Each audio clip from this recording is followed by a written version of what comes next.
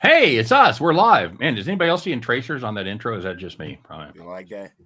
It's good to be here, back on Hit the Track. I am your host, as always, Scott the Steamroller Steehn. I am joined, as always, by Tom Macrina, a.k.a. WryCape, and every week we have a special guest. And this week is no different. We have a very special guest. Please help me welcome to the Hit the Track stage, Mr. Rod Villagomez. Rod, how are you, sir?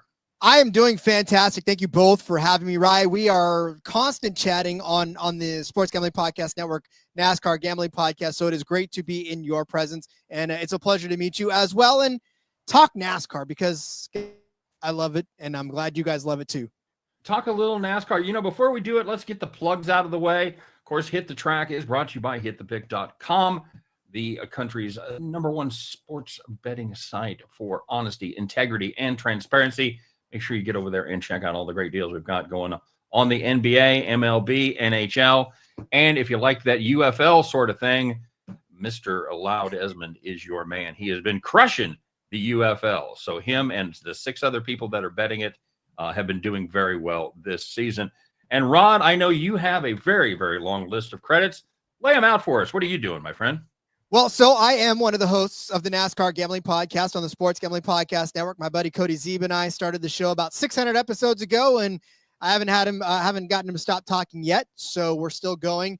And I'm on the back road on In Between Media with Seth Wilcock and Elliott and Hicks, and we're going strong every week talking NASCAR on that. And then, just like I was telling Rye, I have a site that I like to kind of do whatever I want on, and that's SoYouLikeSports.com, and I cover everything from darts to esports, Call of Duty League. There's been German handball league going on. It's a wealth of great fantasy and betting content on there that you just don't find anywhere else. Every sport you may see on the Ocho.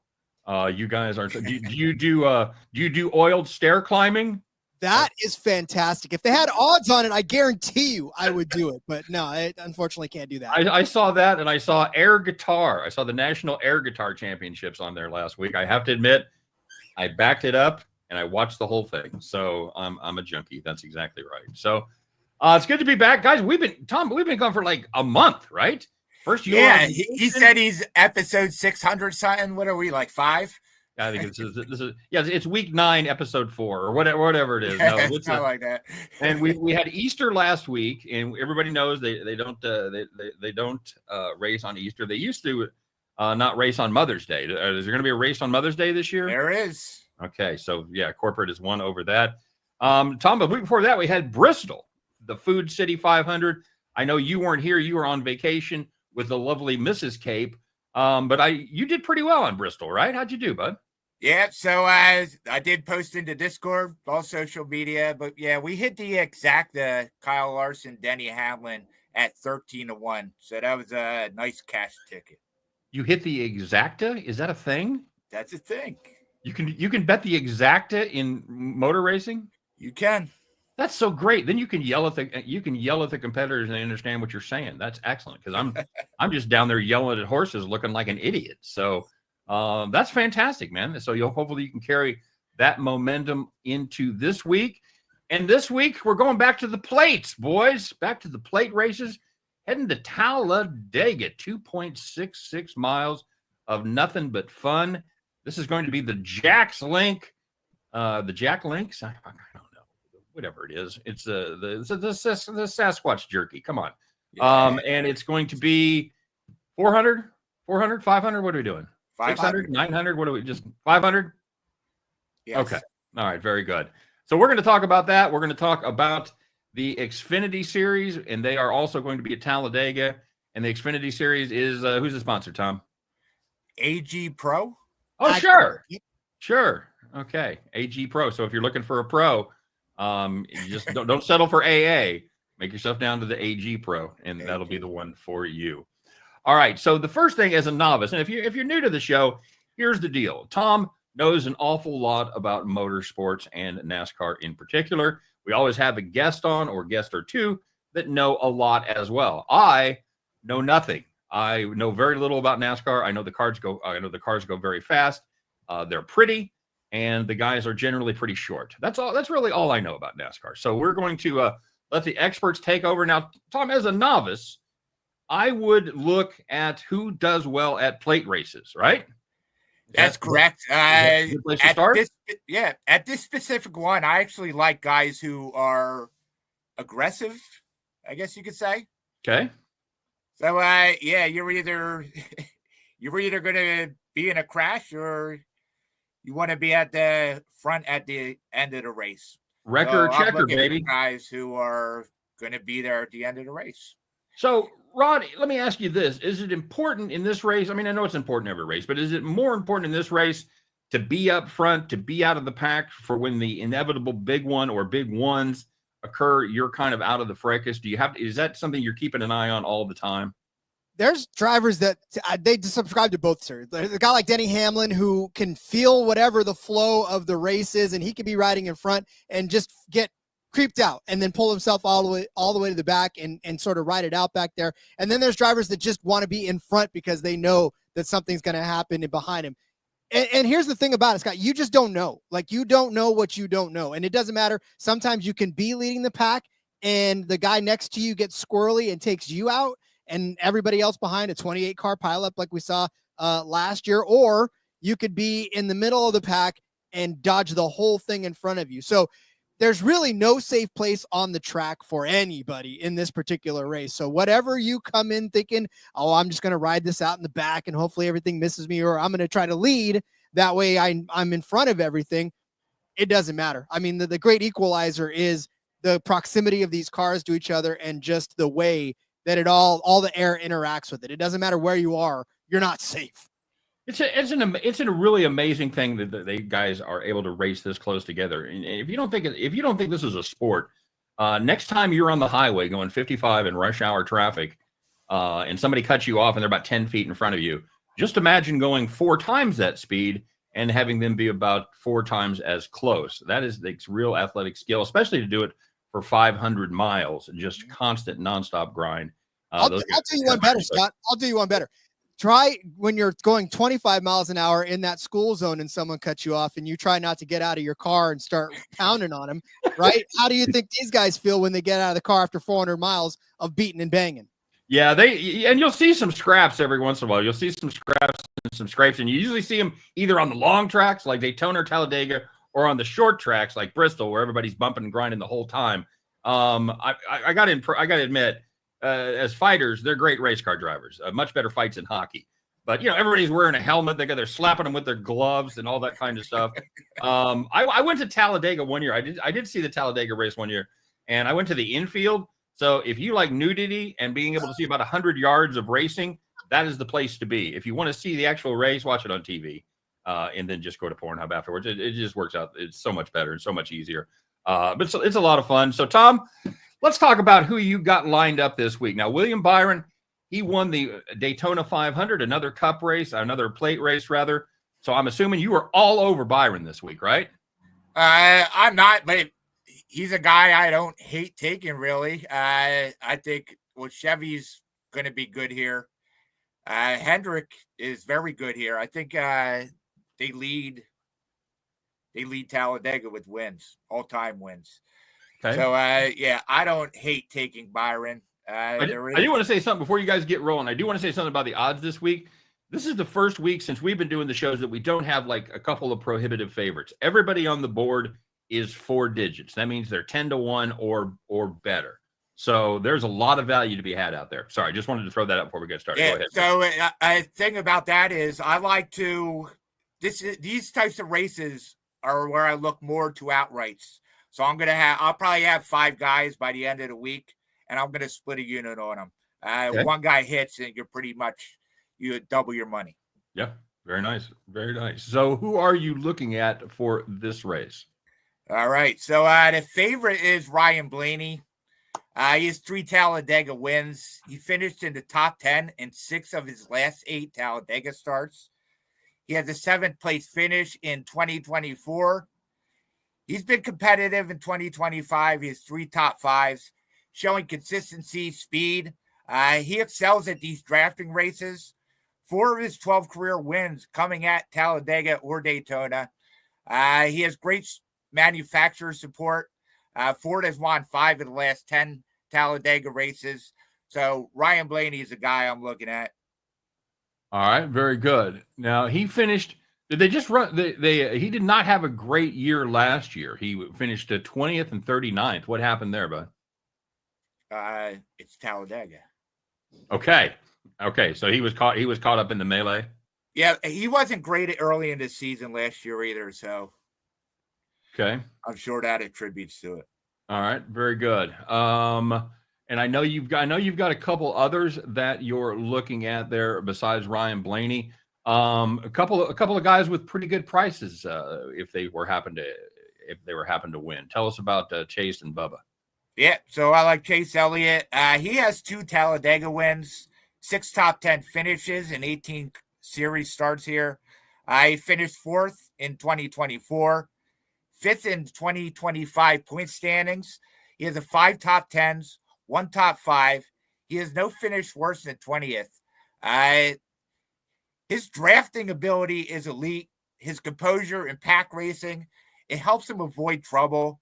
He also benefits, as I said earlier, from being with Hendrick. Chevy's drafting strength, it just makes his chances go up higher.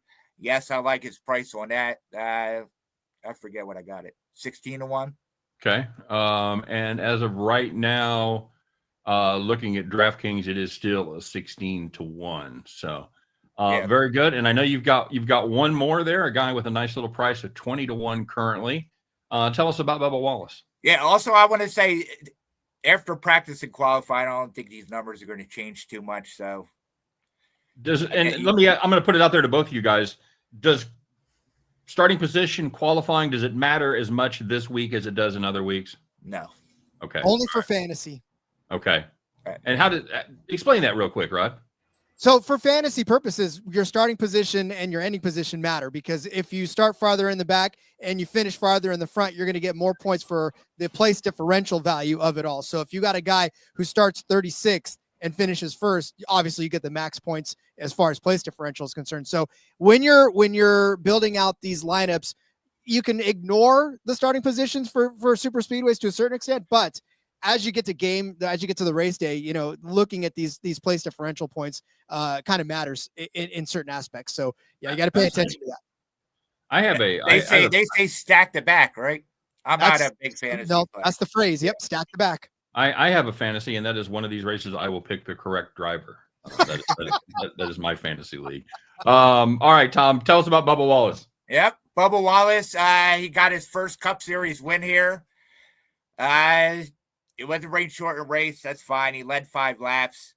He does have 3 top 10 finishes and 13 Talladega starts here. His average finish is only 18.5, but I think his ceiling is high. I think he's going to avoid trouble. He excels at these drafting tracks. He has a second-place finish in the 2018 Daytona 500, another Daytona 2022. He has a good pit crew. They've been good at speed and consistency, which isn't like his team. But yeah, I like Bubba Wallace. I like his price too. Yeah, he's a guy that if you just randomly flip on one of these plate races, especially, you'll almost always see him running in the top 10 at some point. He's definitely comfortable there. It looks like, am I wrong, gentlemen? Has that team made some improvements this year? Is he driving a little better machines with a little better support? He's I think the team just in general, but I think he's maturing as a driver. So yeah, okay. He's getting better on these different courses that he hasn't historically been good at. So yeah, it's a good sign. Wish my wife would mature as a driver. I can still put her down for 2 speeding tickets per season. So the way it is there an over/under we can find that? Dude, that's such a house play right there. You couldn't even put a number on that. All right, and Rod, you're going with a little bit of a blast from the past. A guy who did very well last year, 2 second-place finishes. Tell us a little bit about your pick. Yeah, I don't normally ride the Brad Keselowski train anymore. It just feels like he's kind of, I don't want to say past his prime, because that would make me and a lot of other people old. But I'll say that in this particular track, whatever is happening around him, whatever is going on in the season just doesn't seem to matter, because like you said, back-to-back second place finishes last year for Brad Keselowski on this track. And if you go back even further, he's had 3 top 5 finishes in his last 4 races here. He is a past winner on this track. He's actually won 6 times on this track. And yeah, it's a blast from the past, but for Brad Keselowski, something's got to give. I mean, this season has not been really what RFK has been looking for. They've been getting a decent run out of Ryan Preece, which is kind of shocking to a lot of us, but Chris Buescher and him, they're sort of there, but they're not there. And it's not really where they want their season to be. So on a track like this, where they've seen some past success, and Scott, we talked about it too, where, these guys, it doesn't matter sometimes where they start from, where they finish from. Brad Keselowski started in 22nd in the spring race of last year, finished 2nd. Last year in the fall, started 13th, finished 5th. On the flip side, he starts 5th. Oh, I'm sorry, 2nd. In the flip side, he starts 5th in 2023 and finishes 32nd. That's how quickly things can change for you. But 20th place start in the spring and finished 5th in 2023. So again, he's a guy that can feel the energy and know where to put himself to be at the right place at the end. And like Rye said, Fords have done traditionally well on this track, and he's doing well. So he's 14-1 right now on Caesars. Not the longest of shots, but a guy that I think you can have a little bit of faith to have a good finish. And if he can put himself in second, he can put himself in the winner's circle. That's a good time to mention our weekly admonition to always shop your lines if you have different books available. I'm generally using DraftKings just because it's the easiest one for me to navigate around here while they're on the air. And they've got Brad K at plus 1,000. He's the co-favorite with Blaney. So you're picking yourself up 40% of value just by shopping the line if you have Caesars available. And I think most states that have DraftKings probably have Caesars. So make sure you shop around. Don't pull the trigger on the first bet you find. Let me ask you, Rod. So we talked about the fantasy thing where you get points on improving. The bigger the gap, the better. Does it work on the inverse as well? If you start 5th and finish 22nd, does that hurt you worse than if you started 21st and finished 22nd? Yeah, absolutely. I mean, you lose those points on place differential as well. And one of the things that you grow accustomed to on plate tracks, on restrictor plates, on drafting tracks, whatever you want to call them, is that little red flipped up car that you see when your car wrecks. So you want to try to avoid as many of those as humanly possible, but I mean, some of them can and will happen to you. So if you have the perfect lineup, you think, and on the last lap, everybody gets taken out and those little wrecked cars are upside down, that's not fun because you're looking at a lot of negative points on that one. Brutal. All right, Tommy, I know you're a guy that likes to throw some quote unquote exotics in there as well. You like manufacturer plays. What do you got cooked up for the for some of those people that like to gamble a little bit this weekend? What are you looking at? Nothing. I got all. I might have some head-to-heads on Sunday. Okay. I'll only take plus money ones, but yeah, these super speedways, I try to stay away from the exotics. You just never know. I want the big prices. Okay, so no manufacturer props. You're not playing Ford. No. Top Ford, top Chevy. Okay, good chat, Tom. Going to be a quick show today, brother. Rod, are you an exotics player? Do you look at anything besides the winner? Or anything you got working for this weekend? Well, if you've watched 1 second of the NASCAR Gambling Podcast, I love me some number bets, right? So winning car number bets, and they definitely have those in spades. I like this one in particular. I know it's a minus money bet. I know that we tend to shy away from those on super speedways, but under 19.5 is at minus 125 over on Caesars. And look, under 19.5 gets you a slew of great drivers. It gets you Chase Briscoe. It gives you the number 18. It gets you Chris Buescher. It gets you, God, man, now I'm blanking on everybody that it gets you, but it gets you some fantastic drivers underneath that number. And it also gets you a guy that if he happens to end up winning this race, it's going to be a miracle. And that is Kyle Larson. I know that everybody's all over Kyle Larson, but he is bad at super speedway racing. He's like 5 for 48 in top 5 finishes in his entire career. So, but yeah, so under 19.5, like I said, it gets you Josh Berry. If he ends up winning, it gets you Chase Elliott. Yep. It gets you AJ Allmendinger, get you Blaney, Hamlin, Elliott, Busch, Kyle Busch, get you Keselowski, Austin Dillon, Austin Cindric, who both won super speedway races. To get you Ross Chastain, which is another guy that's usually pretty good at this track and super speedways in general. So that's a pretty heavy number, and it's like half the field. So, one of these guys should end up winning this race. On the other side, I'm not really that scared of a lot of these guys. But again, anybody can win. But I think you're giving me a good list of names under 19.5 for minus 125. That's right. And for anybody that's even newer than I am at this, he's basically saying car number under 19.5. So 4, 8, 12. Well, you all know the numbers. I don't have to run that. But if you don't know the numbers between 1 and 19, you're probably not going to get a lot out of this show. I'm just saying. Good. That's kind of fun. And what's the price on that? You said it was negative. How bad are we getting hit? It's only minus 125. I mean, you only drink the juice if you lose. So hopefully you're not drinking this time. Only losers pay juice, baby. That's the way that works. Talking about. All right. Very good. Anything else on the exotic front? I think that's about it for me. I mean, there's so many. But look, don't let this shy you away from looking at it, because they've got groups, they've got laps led, they've got, qualifying bets even too. So if you really wanted to get all kind of crazy and take Michael McDowell at plus 650 to win the pole, like the dude's done just about every single time in his life, the last 3 years or so, you could do that too. There's a lot of great stuff out there, and it's a lot of fun to speculate. Very good. He does racing, and he's the lead singer for the Doobie Brothers, so that's amazing. Oh no, I'm sorry, that's Michael McDonald, I'm being told. Oh yeah, that is. Okay, so Tom, we also have an Xfinity race going on the same weekend at the same track. Who do you like from the junior circuit there, brother? Yeah, same thing. He's actually not a junior, but yeah, I'm looking for aggressive guys. I like Eric Amarola. He has a proven track record at Talladega, both in the Xfinity and Cup Series. 2017, I know it's a long time ago. This race he won. 2018, the Fall Cup race he won at Talladega. So he's had success here. He's 5 top 5s, 9 top 10s, in 28 Cup starts at the track. We have better competition up there. He won at Phoenix. We actually cashed that on this show at plus 400. Atlanta, a drafting track, he finished 3rd. He's good at these drafting tracks. His ability to manage the draft, he makes strategic moves. He capitalizes on restarts. So if we see an overtime here, he's definitely going to be a guy to look at. But he has veteran instincts. He's with JGR. They have 5 wins in the Xfinity Series here. As I said, his aggressive approach, I think it should position him for a win. Very good. I think his price is 11-1.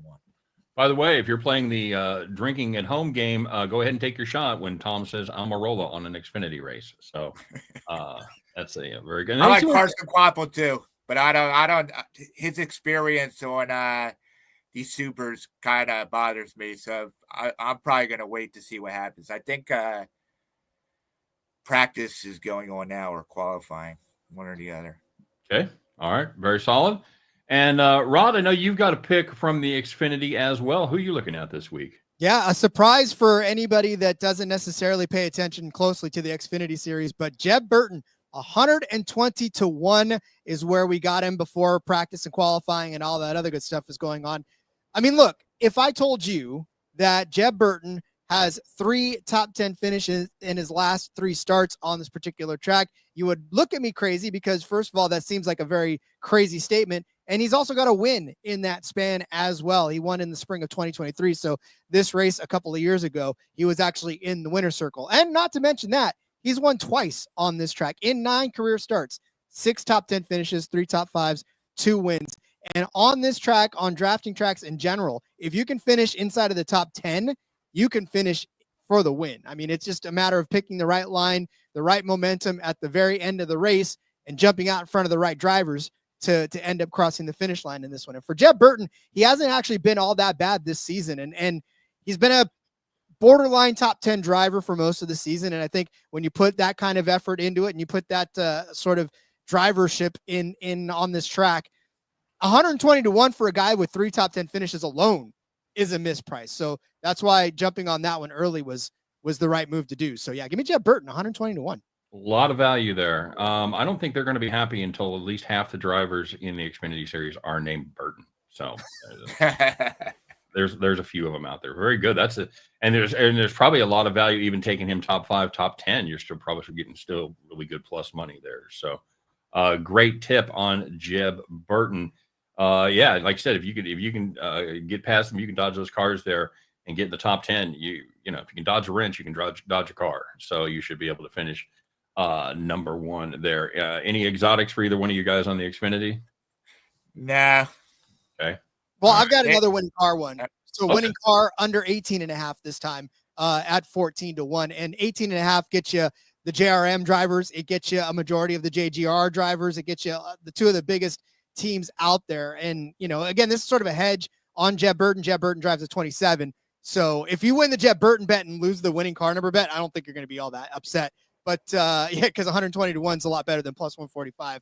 I want to know, who are they screwing us out of? Who drives the 19 car in Xfinity? Who do they not want us to have? It's Almirola. It's Almirola. There you go. There you go. Drink. It's the Almirola line. Okay, that's because anytime as a gambler, anytime you see something like that, you're like, wait a minute, who's the 19? So they don't want to give you Almirola with the pack. You can bet the field, but not Almirola. All right, very solid. That's I like how you think. All right, buddy. No trucks this weekend. They are off. And did they run at Bristol as well? The trucks. They had Rockingham last week. Too. Rockingham. Cup doesn't drive there anymore, do they? They don't go to Rockingham, right? I really know. This is the first year in a while that Xfinity and trucks are there. Okay, very good. All right, so we kind of touched on it a little bit earlier. Let's talk about some of that fantasy action for those of you that like to do fantasy racing. I know these guys are both elbow deep in it. Tom, I know you kind of had a slow start to the season, but are you picking up some steam? I actually am. I'm doing well right now, but I am burning guys who I don't want to burn. But you got to climb the ladder somehow. But yeah, this week I'm probably going for a throwaway guy, maybe Ricky Stenhouse Jr., Carson Hocevar, Noah Gragson. I'll look for guys like that. I don't want to burn anybody. All right, very good. So you haven't made a final decision on that, but that's your strategy in the one and done league. Yeah, you don't want to take one of those guys that are versatile enough to win on any track. I'm assuming would be the strategy there. You want to pick a guy that's good on the super speedways that you're probably not going to use anywhere else. Ricky Stenhouse would be a good contender there for sure. Rod, who are you looking at in your fantasy league this week? Yeah, unfortunately, there isn't anybody that you can just sort of throw away at that point with like the guys that just enter like the Daytona 500 and you can pick them and you don't have to worry about that for the rest of the season. Boris Said's not driving this race. Boris said no, he's not driving the 01 car this year for that. No, listen, I would use Brad Keselowski in this instance because I personally would not use him anywhere else. I know that everybody said, well, but there's Kansas and there's this and there's that. I don't care. Like Brad Keselowski is probably my best bet here to use because I don't think I'd feel comfortable using him anywhere else. And if I'm going to bet him as an outright on this track, then I might as well go ahead and use him for the one and done. That's right. And and the nice part about that, if he gets spun out in lap number 10, you got the rest of the afternoon off. So no worries about that. Anybody else you're looking at for fantasy? So for fantasy purposes, I actually do like me some Eric Jones, believe it or not. Eric Jones has been one of those guys that's a perennial top 10 driver on this particular track in general. And he's ignored largely because the fact that this season has not gone well for Legacy at all. So a lot of people probably won't be looking at Eric Jones because they know that this season hasn't been all that great for him. But Talladega, he's actually got something unlocked and he's one of the faster cars week in and week out. Our friends over at iFantasy Race put out the heat ranking speed chart and he's right there hanging with the big boys on this one. So, I love me some Eric Jones. He's only $6,400 this week, and you can get up to 10 times your investment on this guy easily. So, I love it. Very nice. Yeah, he has 7 top 10 finishes since 2020 there at Talladega. So, this is a guy that definitely knows how to get around and stay out of trouble. What's his straight up price? Wow, and if you want to take him straight up, 40-1 right there. If you don't play fantasy, one of my buddies is all about him this week. All about Eric Jones in the 40 he keeps 40-1. You take Eric Jones yet? I haven't. Okay. I feel better fantasy wise. I don't know that or top 10 bet. That's the only way I feel comfortable. I wouldn't take him outright. Yeah, he's plus 550 at top 5, so I would guess top 10 would put him somewhere in the 250 to 300 range, right? Somewhere in there. Okay. All right. Very good. That's a great tip, man. That's the cool thing about doing this show is you never know when somebody's going to lay one of those nuggets down. I know Tom does it a lot. Our guests do it a lot. And Rod, you are following that pattern exactly. Talking about some guys that are probably under the radar for your average fan that maybe wants to place a little better too, with some pizza money and catching some good prices. So thank you for that as well. Man, we've kind of ripped through it here. We got Texas next week, one of the cookie cutters, the mile and a half tri-ovals down there with the banking. You know, I think the craziest thing about Texas was when they ran IRL there and had to call off the race because guys were passing out in the corners. Does anybody else remember that? Does anybody else remember that happening? Probably 8 years ago. No, I don't remember that. Okay. Yeah, they had an IRL race and they were doing practice and they were pulling so many G's through the high banks that they were literally like passing out for half a second before the G's went down and they snapped back to it. So as fun as that would be to watch, probably doesn't make for great racing. So they fighter jet pilots. What were they doing? Test piloting? Yeah, apparently they were just running those cars and they just go a little too faster. I think they ended up putting plates on those cars, if I'm not mistaken. I could be way out over my skis here, but I know they made some adjustment where they were able to run them there. So, all right, very good. Tom, you got any final thoughts? Let's just enjoy Talladega. Great sports weekend in general. We have the NBA playoffs, NHL playoffs. Yeah, I'm excited. Check me out on hitthepick.com. I am crushing NBA and soccer. He's all over socials at WryCape. And the nice thing about having a name like WryCape, he doesn't have to have a number after. He's not WryCape 117 or anything. Right. He's the only one. Talladega. All right. Rod, where can we find you?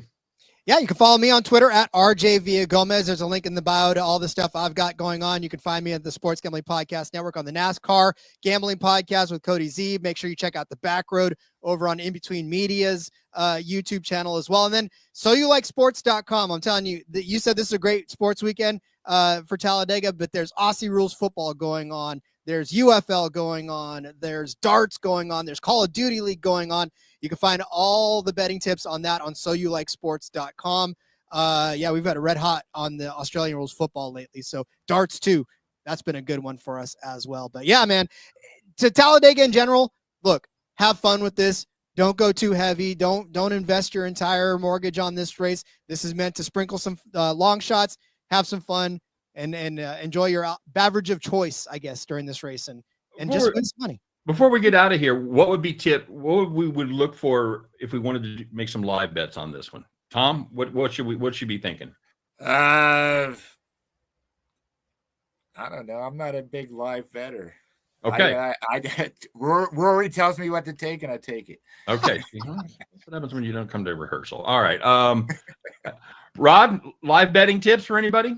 Keep an eye on which car has been faster and which car has been able to pick the right line, right? And stay out of as much trouble as humanly possible. I would say maybe if you can find good prices for some of the front 5 or 6 cars with 20 or 30 laps left, right? Because that's about the time when all the pit stops are done and all you're doing is riding around. Just keep an eye on who's been able to hunt the right line or if somebody's been able to dominate and lead a lot. Keep an eye on that. But yeah, live betting on this one's tough because, like I said, all it takes is for one person to come up on you at the wrong bump at the wrong corner, and your day is done. Yeah, they play with that. They play with that drafting. They do the bump drafting and all that stuff, and it gets a little hairy there at times for sure. You get one little bobble from a rookie, and you got 18 guys that are all of a sudden out of the race. So yeah, it's with 8 laps to go. Right, right, and yeah, that's the thing. It usually happens. What, within 10 laps to go, 15 laps to go? Yeah, you start losing all your friends and people start getting nervous, man. That's all those people that, everybody says, well, people just want to watch for NASCAR because of the crashes. Well, this is the race for you because you're going to see one. You may just see one, but it's going to be worth seeing because it'll be something when those cars are going, 205, 210 down the stretch and start skidding across the track. It's going to be nothing but excitement and trouble. So there you go. All right, guys. I think this is our new record time, Tom. We have gripped it and ripped it and brought it in here in just over half an hour. So good for us. As always, thank everybody for joining us. If you joined us live, thanks very much. We do this. Now I can officially say it. We're going to do this every week at 5:30 Eastern time, 2:30 Pacific time. I believe Tom's vacation days are done. Tom, I don't know how many vacation days you get over there to hit the pick, but I assume you used them all up, right? We won't be doing the All-Star race, which is coming up. We'll probably take that week off. What? The All-Star race is do the All-Star race? What? I don't bet it. All right, I'll figure it out. We'll have some home run derby picks for you for the All-Star. Right. That'd be great. And Rod, special thanks to you for joining us. I really appreciate it. It's great to meet you and great to get your insights. You're obviously a guy that's got a lot going on. And don't just think of Rod as a race guy. You think of him as a darts guy. You think of him as a UFL guy. Now, do you actually know things about darts? Do you know who's hot and who isn't? All that stuff. Yeah, so there's guys like Luke Littler, who's pretty good. Stephen Bunting is pretty good. Like Nate Aspinall, the Asp, who just won a couple of nights ago in the Premier League. So, yeah, I mean, I know some of the heavy hitters in the sport. All right. Of course, you realize that this you could just be reading names out of an encyclopedia. And Luke Littler's like a 19-year-old kid, right?